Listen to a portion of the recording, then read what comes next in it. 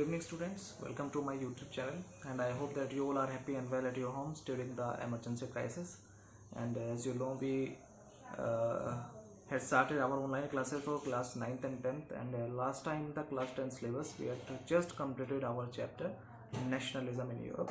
This is a very interesting chapter, and I hope that you all are understand all the basic concepts and story behind the evolution of the nationalism in Europe. Okay, so today we are starting our next chapter in the first chapter of class 10 syllabus, that is our second chapter of political science, that is federalism. Okay, so first of all we have to discuss all the basic features of federalism. Okay, first of all, in this chapter, basically this is the second chapter of history, this is the second chapter of political science, and this is a very important and crucial chapter of this syllabus. This chapter will benefit you in the future also. If you will become the aspirant of civil services, then this chapter will also benefit you, and this chapter also give you the understanding of Indian federal system.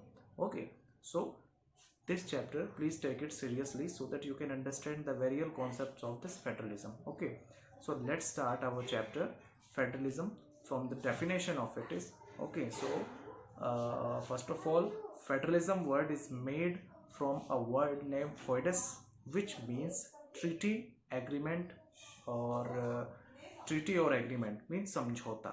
Okay, and from this word federalism has formed. Okay, so the definition, if we talk about the definition of federalism, means the distribution of powers between central state and the local government is known as federalism. Okay, in the first chapter of political science, last time we had discussed about the power sharing. Okay, in the power sharing we had discussed so many topics, and what does the mean by power sharing? The sharing of power between different governments and certain units.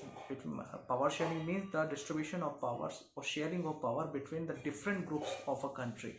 Okay, so basically if we talk about federalism and power sharing is a related concepts. Okay, power sharing means giving power to each and every individual, and federalism means to give the powers to the certain governments of a country. Okay, so that is federalism. If we talk about federalism, then we can say that federalism is a type of federalism is a concept which say that the distribution of powers between central state and the local government is known as federalism. Okay, next there is a concept related to federalism, that is the features of federalism. Okay, so first of all we have discussed the definition of federalism. Next we are going through the features of federalism. The first feature of federalism is two or more level of government. Okay, so basically two or more level of government means there are two or three levels of government in a federalism.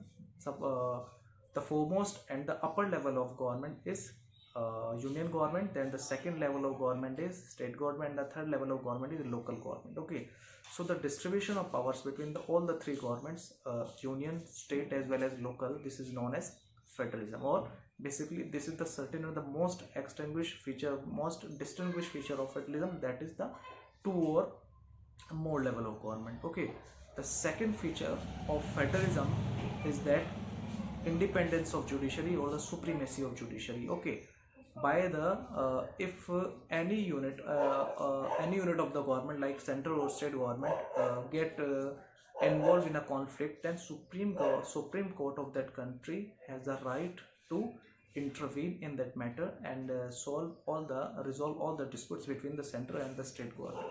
Okay, the third feature of federalism is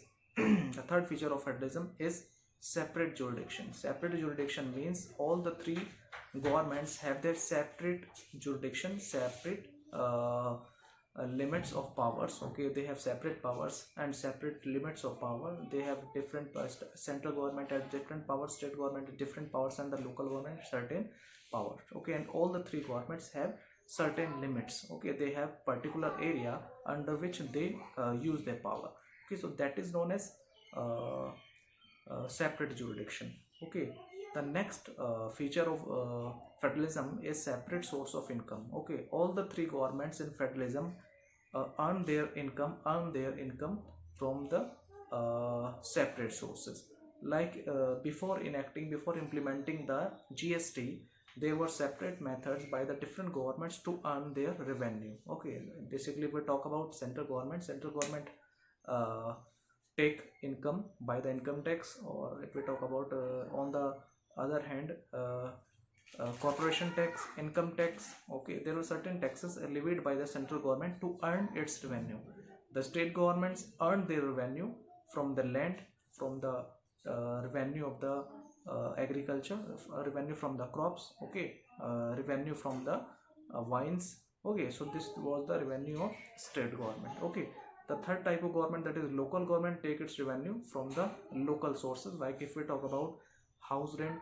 Okay, if we talk about uh, the position house rent. Okay, or electricity, or its uh, water facility. Okay, so basically all the three governments have three separate source of income. But in recent times, after the enactment, after the implementation of GST, there are certain methods used by central, state as well local government to earn their incomes. Like there are three types of GST. First is uh, CGST, then SGST, and last is IGST. Okay, CGST means Central Goods and Service Tax, which is which is levied by the central government. Okay, the second tax levied by the state government, that is SGST. SGST means the state government divides its taxes and take from the citizens. The third type of GST is IGST. IGST means Interstate Goods and Service Tax. That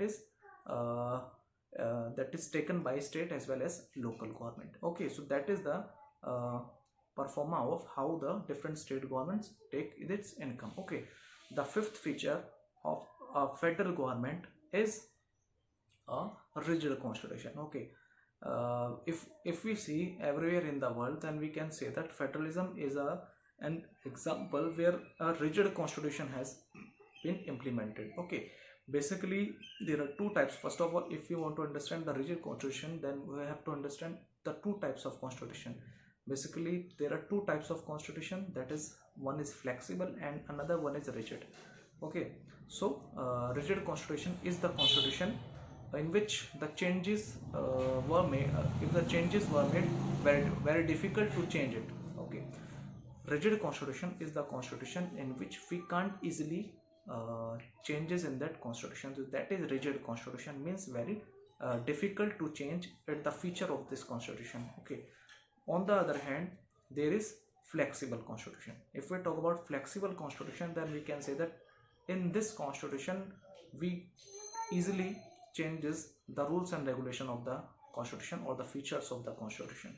Okay, so that is the example of flexible constitution. Rigid constitution is in USA, which is basically we talk about rigid constitution is in United States of America, is the example of United States of American constitution. And flexible constitution is an example of United Kingdom or Britain, or basically United Kingdom. Okay, so basically in federal government or in a federal country, the constitution would be a rigid constitution. Okay, a country must be ruled by a rigid constitution. Okay, the next feature of a federal government is a dual objective. Okay, dual objective means basically there are two objectives of a federal government. The first objective of federal government is that this is the government which protects the unity and integrity of the country by promoting, by strength this power of central government, as well as it gives powers to the respective or a particular states. Like in the case of, if we talk about the 28 states of India, basically if we talk about before 2019 there were 29 states, and in 2019, 5 August 2019, basically Jammu Kashmir was bifurcated into two parts, Union Territory of Ladakh and the Union Territory of Jammu and Kashmir. Okay, so in recent time, if we talk about in recent time, the number of states in India is 28. Okay, so basically the federalism has a dual objective. Like firstly, it's integrate the unity and integrity of a country. Second, it gives rights and powers to particular, it gives autonomy to state governments also. So basically at the same time, federalism has fulfilled two objectives or dual objectives, that by means that it complete two objectives. First, it's strengthen the unity and integrity of the country, and second one is it give rights and powers to the respective state governments. Okay, so these are the features of a federal government. Okay, so basically let's take a recapitulation of the features which we discussed. So the first feature of federalism is two or more level government. The second feature of federalism is supremacy of judiciary or independency of judiciary. The third feature, separate jurisdiction. The fourth thing, separate source of income. Fifth, rigid constitution. Sixth, dual objective.